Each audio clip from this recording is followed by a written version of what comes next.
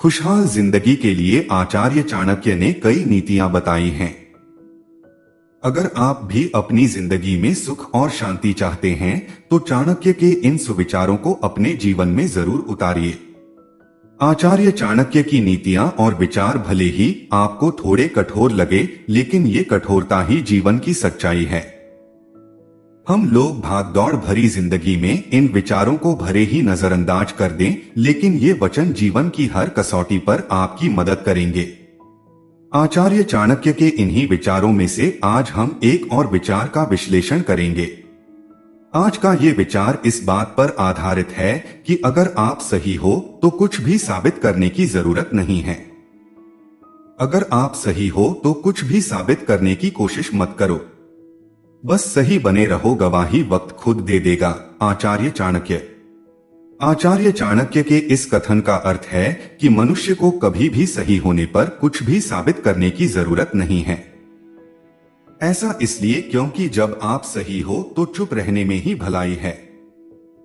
अगर आप सही हो तो आपके सही होने की गवाही वक्त खुद ही दे देगा। इसी वजह से जब भी आपको कोई गलत समझे तो उसे उस वक्त ना समझाने में ही आपकी भलाई है।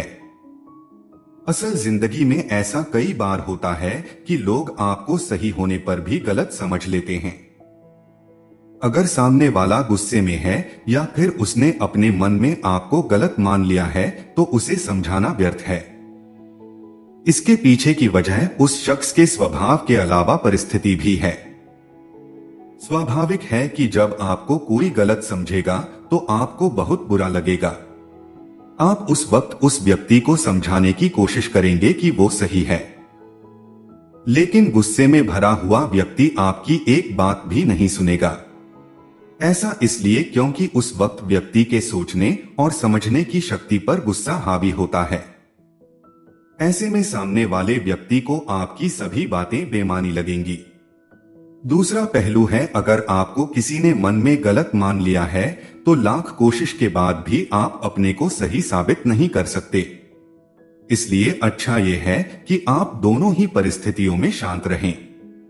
भविष्य में वक्त आपके सही होने की गवाही खुद ही देगा।